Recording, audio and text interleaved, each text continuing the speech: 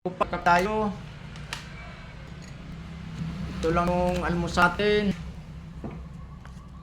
Ang pag-uusapan natin ngayon ang kabutihan ng ating siding BBM.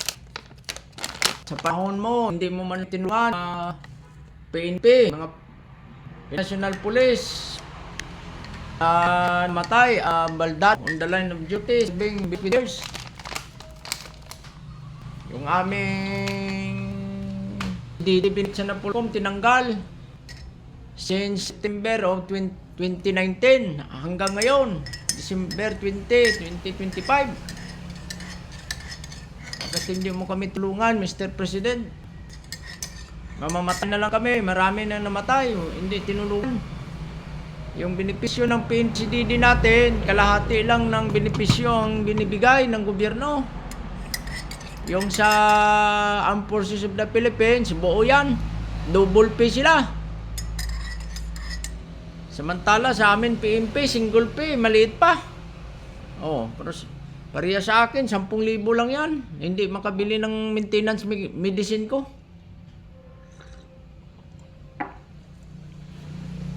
Araw-araw ko yan sinasabi sa social media. Hanggang mamatay ako, ipaglaban ko ang lahat ng namatay. At lahat ng CDD na PNP sa Pilipinas na pinabayaan ng gobyernong magaling. May gitna 6 na taon, hindi gaya ang aming CDD benefits sa Napolcom. Tandaan nyo yan. Maganda pa, tulong kami, libre pa pagkain. Sa itong nakukuha namin, single benefits. Kulang pa sa gamot namin. Ang daming pera ng gobyerno. Pinabayaan kami. Sa Armed Forces of the Philippines, double pay yan. Tuloy yung CDD benefits. Bakit sa pulis? Pinutol. Anong pagkaiba ng pulis at sundalo sa serbisyo? Nauna kami na naging profesional. At saka legal kami.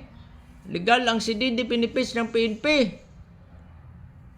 Nanalo na kami dyan. Lahat ng namatay at nabaldado na pulis, serving below 20 years, nagfile kami ng kaso sa Quezon City Regional Trial Court. Nanalo na kami. Nanalo na kami. Anong ginawa ng gobyerno? Nag-appeal pa yung Solicitor General. Suppose kayo yung sa amin, magay ng high moral. Kayo dapat na kaming lumalabas. Kayo kaming kaaway kayong mga pulis na namatay at na-disable, dala duty, serving below 30 years in service. Kawawa kami, kawawa ang aming pamilya. Bakit yung military, ang ganda ng benepisyo? Ako, nagsisi ako, pumasok sa pulis. Nito pala benepisyo pulis. Kawawa. Pag na-disable ka, kulang pa yung sahod mo sa gamot. Nasaan ang politiko sa Pilipinas? Nasaan ang mga senador? Mga congressman? Pag nanalo ang inatupag. Oh, kayong mga nasa serbisyo ng mga pulis na hindi pa umabot ng 20 years. Tandaan nyo, pag namatay kayo na baldado, ganito ang sitwasyon nyo sa amin. Kung ako sa inyo, lumipat na kayo sa military, sa Armed Forces of the Philippines. Kasi sa Armed Forces of the Philippines, pag nadali ka, double pay yan. May pangbili ka ng gamot, may pangkain ka hanggang mamatay ka, pati mga anak mo, asawa. Ay sa PNP, ano nangyari? Gutom kami. Ginutom kami, lahat na yan, pinuntahan namin. Si Tulpo, si Bato, si Laila de Lima, halos lahat ng senador at congressman, pinuntahan na yan. Hanggang sa korte, nanalo na kami sa Regional Trial Court ng Quezon City. Regional Trial Court ng Quezon City, nanalo kami na ang pagtanggal ng gobyerno sa aming monthly na Polcom allowance ay illegal. Ayon sa Republic Act 8551. Dati pa sa PC hanggang sa 3 presidente binibigay yan. Mula kay President Marcos Sr., kay President Ramos, President Gloria, President Estrada. Maganda ang PNP CDD, binibigay lahat.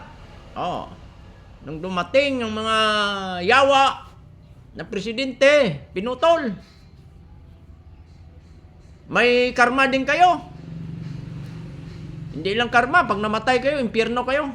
Pinabayaan yung mga nagserbisyong bayani sa bansa. Ako, habang buhay ako, ipagsisigawan ko yan sa social media.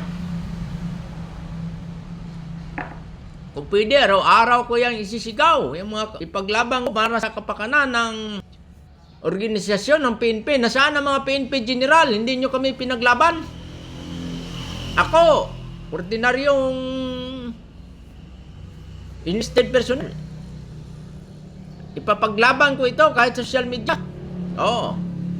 May gitna 4 na buwan ako nagsisigaw sa social media. Kasuhan nyo ako kung kasuhan nyo. Matindi ang ginawa nyo sa amin. At saka para ito sa mga bagong pulis na pumasok. Lahat kayo, pag namatay kayo, o nasidide, o na-disable on the line of duty. On the line of duty yan Sinakripisyo nyo yung buhay nyo. At hindi kayo umabot ng 20 years sa serbisyo, patay ang benepisyo nyo. Inutil kayong benepisyo nyo sa gobyerno nating Pilipinas. Ang bansa nating Pilipinas, mahal ko yan. Pero mga nakaupo, sigurado, buhaya. Nuna yung pagnanakaw. Tsaka ba ng gobyerno? Kahit magpagamot kami, napakahirap. Hindi kami makabili ng gamot. Katulad sa akin. Halos araw-araw ako nagsasuffer sa sakit ko na nakuha sa serbisyo. Hindi ako makabili ng gamot. Hindi ako makakain ng maganda. Ano ka makakain sa panahon ngayon? 10,000. 3 anak mo. Nawa ang anak ko. Nagsimasok ako sa place. Kung sa sundalo, kung smell ko, alam dyan, 21,000 mo yan. Sa 21,000, makabili na ako ng gamot yan. Mapakain ko na sarili ko. Yung mga anak ko, kahit noodles, mapakain ko. Sa PNP, asin. Asin ang kinain, at saka bagoong, at saka tabagak. Tuyo. Kaya kayo, nasa loob ng PNP na wala pa 20 years. Alamin yung batas, alamin yung nangyayari. Ako, duwag ako. Pero dito, tumapang ako ipaglaban sa benepisyo ng mga namatay. Mga byuda, mga naulilang anak ng pulis na namatay on the line of duty, serving below 20 years. Mga na-disable, mga pulis, paglaban ko yan habang buhay ako. Sisigaw ko yan, laban! Habang makuha natin ang ating hustisya sa Pilipinas. Napakagaling ang bansang Pilipinas. Pinabayaan ang mga bayaning nagserbisyo sa bayan. Tandaan nyo yan. Sana malalaman ng buong tao yan, ng buong mundo, ang ginagawa ng gobyerno sa amin, mga PNP CDD at PNP na namatay. Paano yung mga namatayan, ang mga membro na na-disable, may mga maintenance medicine. Hindi nyo nararamdaman yan, ang paghihirap ng mga balo, ng mga naulila, ng mga na-disable. Wala kayong konsensya.